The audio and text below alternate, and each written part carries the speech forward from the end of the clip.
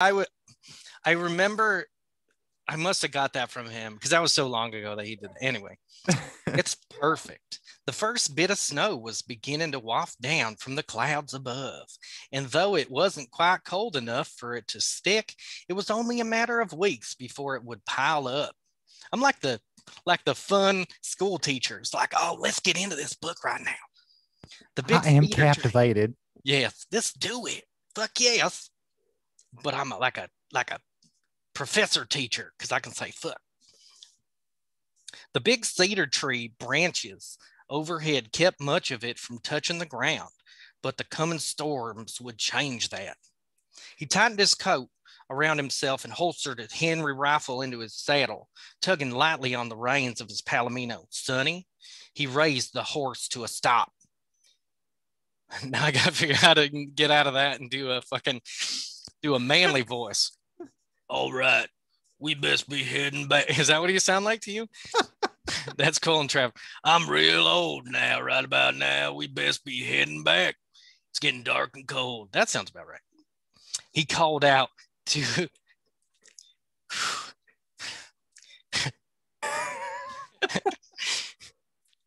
I'm gonna keep going. Okay. He called out to the gangling gray pup ahead. Oh, it's got a doggy.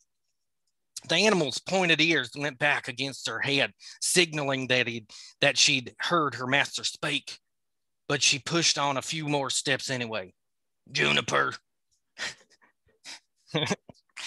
Sorry, it's too much. Juniper, I know you heard me, girl. The wolf. Oh shit, that's great. The wolf turned her head. It's been a while since I read this, so I'm like reading this for the first time again. It's tough when you're trying to read with an accent. It's fucking impossible, really. But we're gonna keep going. You might have to take over here soon enough. The wolf turned her head as she stopped, her panting breath dispersing in a thick cloud against the cold. Her paws sunk into the needle-strewn forest floor, and she whimpered once. What does that sound like? What does that sound like? Shannon, what does the whimper sound like? No, Colin, I want to keep going.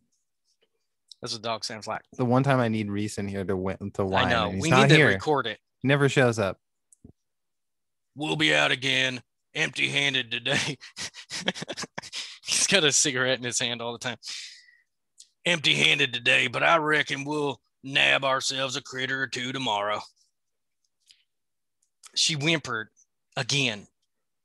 When you get to my age, we'll see how much you like being out in the cold. I think that's Sling Blade. That's right. We got them French fry potatoes. When you get to my age, you'll see how much you like being out in the cold. It ain't nice. It ain't good. You'll get it. Juniper's head whipped around suddenly, and she took a step forward, her ears pointed up firmly. She was completely still, except for her nose, her nostrils flaring rapidly. Colin held his breath for a moment, trying to listen for what the wolf had picked up. Aside from the random bird or squirrel, he could hear nothing rustling around. No other sound at all. What is it, girl? Yep. You're finding the flow. It's just really working. It's doing its thing. Juniper began to move forward, lowering herself into a predatory stance. Her hackles splayed out to reveal the lighter gray coat beneath. She emitted a low growl and then disappeared into the thick of the forest. Shit, Cullen hissed as he climbed down from Sonny's back. He quietly left. I mean, it's hard to go from like hardcore to like silly. He quietly led the horse over to a nearby tree and wrapped the reins around one of its thick branches. You stay here and keep nice and quiet, he whispered to the horse. Briefly, he thought about the futility. Oh, my bad. Okay. Well, I can't know to whisper ahead of time. You stay here and keep nice and quiet, doggy. You do that. He whispered to the horse. Briefly, he thought about the futility in speaking to the animal, but let it go as he pulled his rifle from the saddle holster. He hunkered down, ignoring the ache in his leg, and started off into the brush after Juniper. Moving as silently as he could and keeping his ears to the wind, Colin gripped his rifle tightly. He froze. Just ahead was the wolf. She was stopped, intently watching something. Cullen moved up beside her and could finally hear what had spooked the pup. She looked to him for a moment and then back ahead. The sound of men laughing and speaking could be heard, echoing through the trees.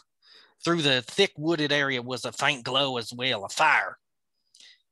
What are you worked up for? It's just a couple fellas. Come on, let's go. Let's get on home. You got a little excited there. It's like, yeah, I ain't so scared. He's ready to get out of the cold. Let's go. Come on now, boy. Let's go. Fucking there. He started to turn away, but the wolf growled again, and he could hear her nose continue to intensely sniff the air. We have food at home. Let's go. Juniper whimpered again. Dogs don't fucking whisper, but they do make little soft noises. That's what I meant. Juniper whimpered again. Colin sighed and stared into the wolf's glowing eyes for a moment. You ain't going to move till we go check it out, are you? The wolf looked ahead again. Fine, all right, I swear, girl. You're going to be the death of me. He started forward, staying as low as his aching leg would allow. There was so much brush and twigs strewn about that it made quietly navigating the forest quite difficult.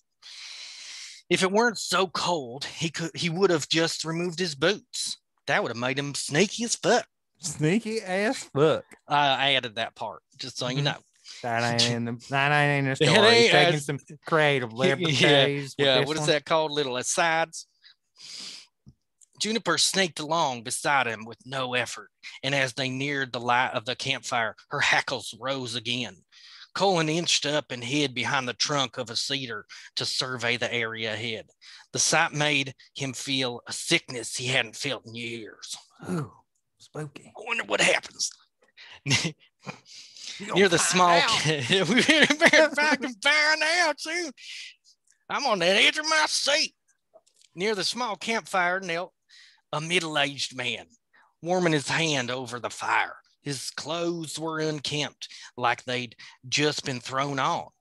They were dirty, his facial hair wild and bushy, signs of a man that had been on the road a while. Or my wife. Yeah, it's kind of similar, hair and bushy.